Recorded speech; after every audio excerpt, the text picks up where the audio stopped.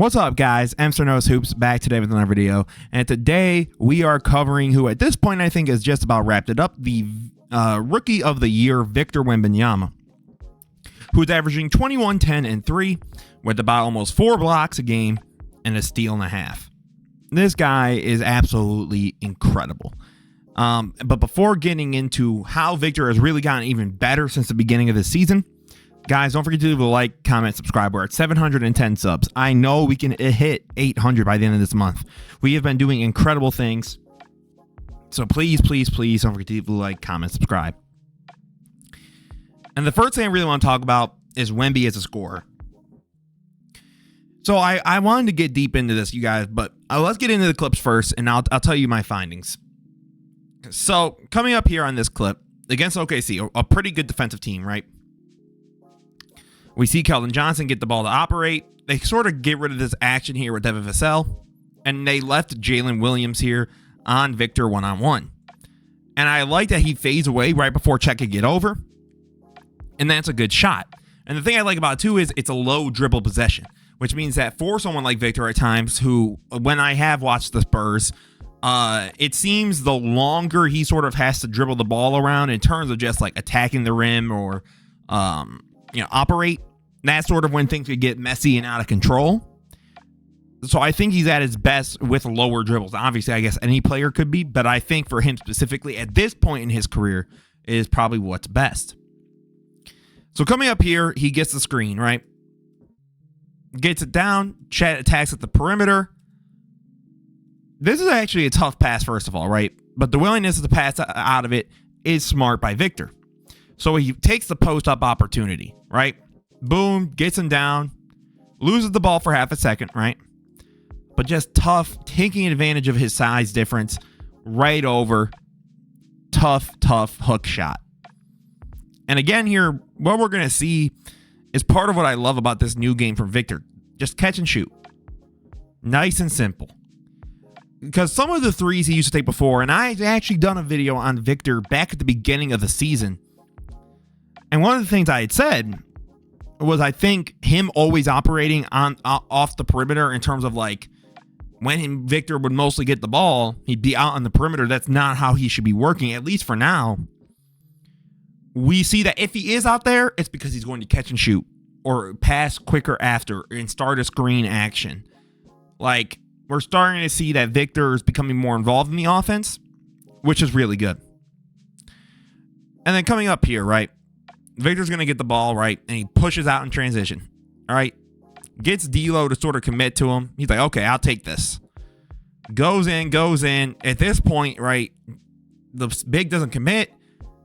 Easy and one. Victor recognizing when you have guys like Jackson Hayes basically and nothing else and just attacking was something that a lot of people were really asking for Victor to do at the beginning of the season.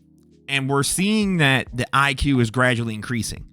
Not that he didn't have it before, of course, but this is, I mean, he's a 20-year-old rookie. I am older than Victor Wembanyama, which is terrifying to think. Like, this kid can really get it going, and he is. But we have one more clip coming up here to show you guys. So Vic's coming up, right? Gets the DHO, sort of pass off here. Boom, gets Jackson Hayes one-on-one. Hits him with a move, right? Almost a pump. And I love this, right? Just take advantage of the length difference. Force the defender to really have to look like he's fouling you, even if he isn't. The scoring increase, by the way, you guys, is very noticeable. So, I wanted to look at something, right? So, before the new year started, Victor was averaging 19, 10, and 3 with 44 from the field, 29 from 3, 79 from the line. Which isn't bad. For a rookie, not bad at all. But since the new year, he has been averaging 23, 10, and 4 on 50 from the field, 38 from 3, on about 5 threes a game too. So this isn't some low value. And 83 from the line. I think it's in part because Victor has been attacking the rim a little bit more. So I went on cleaning the glass and, set up the little date range. And he's now attacking the rim, or, the frequency of shots at the rim is 3% higher than before, which is important. because now he's not forcing some of these awkward middies at times. He's not forcing a 3-ball. To see him start to, really get to know where he needs to be is huge. And then the next thing I want to talk about is Wemby's passing, actually, because I think Wemby can be a really good initiator for the offense, not necessarily a Jokic, but more like a Bam or something of the sort. Like, he can be a good initiator is all I'm saying, right? So boom, Victor gets the ball up here, right? One-on-one double. Victor looks as if he's going to shoot. Just right over, passes straight to Trey Jones. Easy layup. That's beautiful basketball. And that's taking advantage of what you have over everybody else. So Victor gets the ball back, right? Man's cutting, because at this point, we already had a defensive slip, right? So CJ is trailing up.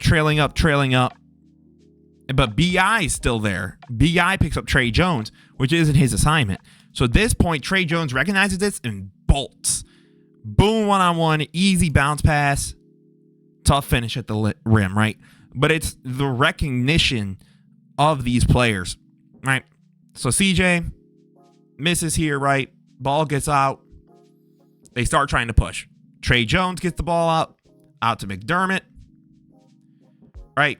And Victor's like, give me the ball, right? Because he has a clear size advantage on someone like Dyson Daniels. And you see right here, he's calling for it. He's signaling. So Trey Jones is like, okay, because Zion's just ball. I don't know what he's doing. To be 100% honest. He's caught looking at where Victor is and then Trey Jones, and then there's just nobody on this side of the court. And he's just too late at this point. But that's a beautiful cut by Malachi Branham. And again, using Victor out of the post just makes the Spurs' life so much easier at times. When they try and force certain things, it's so much easier when you let your 7'3" guy operate out of the post or by the rim. And I'm glad that Pop is really starting to adjust with it, because at the beginning of the season, the stubbornness of having Sochan, at the point. And Sochan, I think, is a good player, especially for this team, but he's not a point guard. Don't force it. You have a good point guard in Trey Jones. Okay. So continuing on, all right. Board's gotten. They give Victor the ball. And he's bringing it up, right? You see Devin Vassell sort of wraps around, going for the screen action. Trey Murphy commits to Devin Vassell. Now, this is a turnover, right? And I know what you're thinking, Emster, why are you showing turnovers? Because there's still room for this guy to get even better. Like, this guy has legit potential. Like, out of the roof. I'm not going to waste time telling you guys already what you've heard millions of times before. I'm not going to go as far as someone like Chris Broussard, who said that he would be a bust if he's not Hakeem by the end of his career.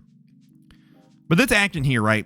You could tell there's a little bit of a miscommunication, because when he throws the pass, Trey Murphy's able to get out in front. And you could tell that Devin Vassell sort of lags, almost like waiting, because the action didn't really fully complete. But Victor had already committed to the idea, I'm passing. So at that point, there's nothing Devin Vassell really could do. And it's not bad, because every player has things they got to do. Even top 5 players have moments where you sit there and like, you got to get better at this, dude, or stop doing this. So Trey Jones gets the ball up. And we're going to see here, right? So they go with a screen action for McDermott to roll off. Keep trying to. Victor as a screener could also improve a little bit. I'm not saying he's got to be a tank, but I think he's got to just set a little bit of harder screens, right? And there's some of the issues here, right? So 12 seconds, and they're just standing here. Like, it's just taking so long for the offense to get initiated. But by the time he gets to Victor, he has 7 seconds to operate. Got Dyson Daniels. He tries to push, and you see the man cuts. And he tries to get it to Chetty Osman. There's nothing he can do. Right? So that's the other thing.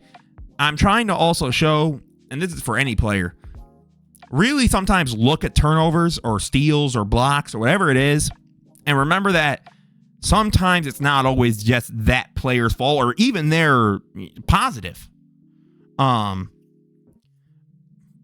Victor, I think, has real offensive, like, mobile, like, what's the word? Like, he can be their creator. He can be their engine.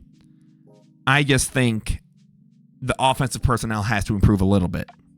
And then obviously Victor as a defender. So Victor had 4.4 stocks before the new year. He is now at 5.1 with almost 4 blocks a game since the new year and about 1.3 steals, about the same amount of steals.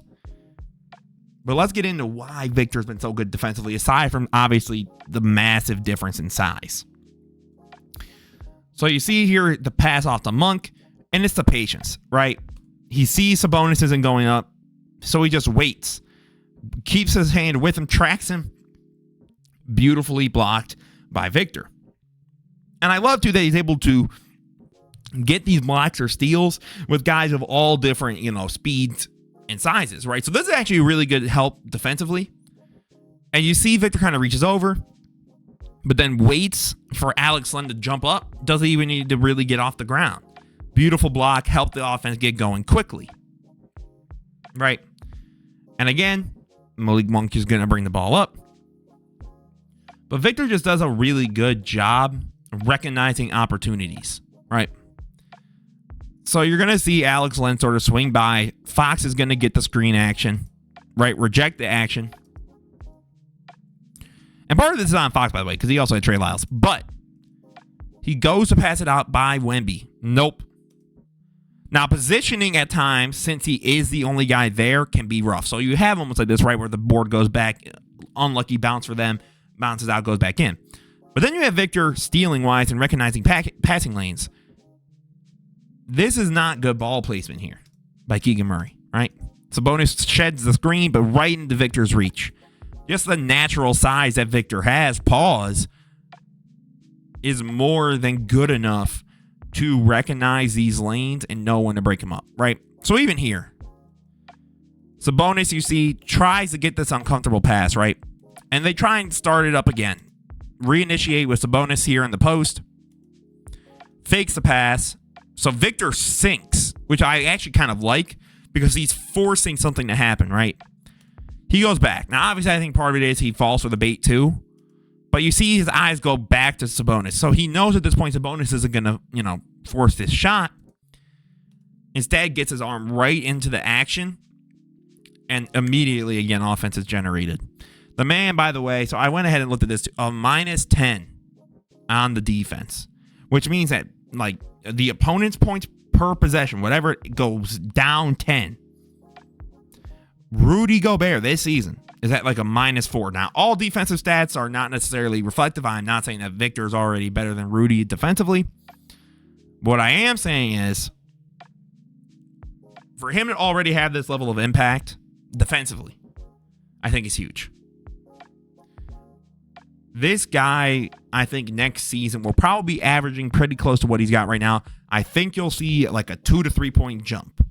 I think next season, Victor Wembanyama, you can quote it, say whatever. I think he'll be averaging 25 to 26, about 10 boards, maybe 11.